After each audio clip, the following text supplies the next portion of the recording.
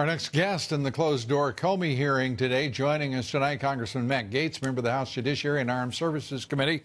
Congressman, were you impressed by the candor of the former fired FBI director? Not at all, Lou. You know, I was deeply concerned because there were a number of circumstances where James Comey wouldn't give us honest answers, wouldn't tell us the truth, and would hide behind attorneys who were trying to suggest that even though his service concluded a year and a half ago, that somehow he couldn't tell us what happened. That's on its face, as you suggest, preposterous. But on the other hand, how are you to conduct your constitutional oversight responsibilities if you can't have, in a closed-door hearing, candid responses by a witness? Well, that is the problem, and I think what was most troubling is that Comey would not share with us information about communication he'd had with the Department of Justice in October of 2017 about how insufficient the evidence was to be spying on people close to President Trump. I think that's one of the reasons why there's a lack of confidence in that FISA process. But, Lou, even beyond what you'll read on the record, I've just got to share with you that during the breaks in this committee, the behavior of the Democrats was disgusting. The same Democrats who wanted Comey fired when he provided information about emails on Anthony Weiner's laptop were begging Comey to sign their copies of his book that he had written. While we're supposed to be conducting oversight, they're begging for Jim Comey's autograph. Well, they're doing a victory dance that they ran out the clock on the Republicans for the past 2 years. Well, that is a fair criticism, Lou, because Devin Nunes gave the Judiciary and Oversight Committees 42 names, and he said, look, let's get the information on the record, let's get the evidence together, let's compile it for a report, and we didn't even make it a third of the way through the list that the Intelligence Committee chairman provided. And I don't think that's an accident, Lou. I think that the Republican leadership did not want us to get to the bottom of the facts. They did not want to truly unearth the extent of the deep state, and that's why we're here with the clock running out and the Democrats about to be in control. Remember the broadcast where you heard that first about Paul Ryan and the Rhino cabal that he put together and called your leadership for 2 years. It is appalling. It is disgusting. But let's turn to not a happier note, but a different subject, and that is this is Mark Meadows, Congressman Meadows, saying that Comey's coming back for a second round. We also hear that there will be a hearing on the Hillary emails scandal because there are some whistleblowers. Are you kidding me? In the final weeks, this is suddenly there is action here?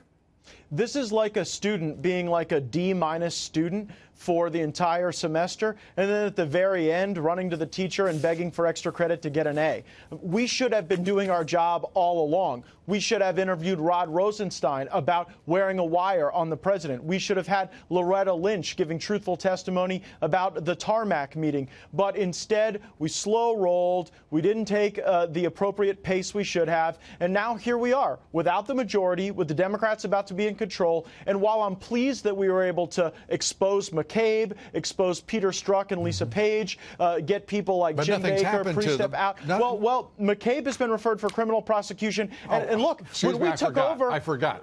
There have been letters written. He's been referred. Not one of them have suffered the consequences of their actions. Look who the Attorney General was. You had the Keebler elf over running the Justice Department, unable to make a decision and unable to exercise, any sort of control or jurisdiction over the deep state actors there who totally had him under their spell. The spell is broken, I believe, and now you're going to hear the gavel come down, and in holding that gavel will be none other than Nancy Pelosi. What do the Republicans do now about the deep state and the radical Dems who have run the Justice Department and the FBI for all these years and have gotten away with what looks like the greatest political corruption in this country's history? Well, I don't disagree, or I do disagree, I should say, with the Democrats, but I do not in any way impair their talent. There are Democrats on the Judiciary Committee who are going to be more aggressive and who are going to, I think, wield the power of the committee far better than we did. And then we'll run back to our constituents and say, we can't stop them. They're in the majority. And then our constituents will reasonably ask of us why we didn't hold the people to account who had clearly broken the law when we had control. And honestly, I think the answer is a lack of vigor and a lack of focus and a lack of determination. And if we bring that same low energy game into the 116th Congress, Donald Trump will be impeached, and it will be viewed as more politically legitimate than it is because we won't be there to put up our best fight. So I'm concerned about where we're going. I think that we really were not tough enough on the people at the FBI and Department of Justice, and I think that came from the top.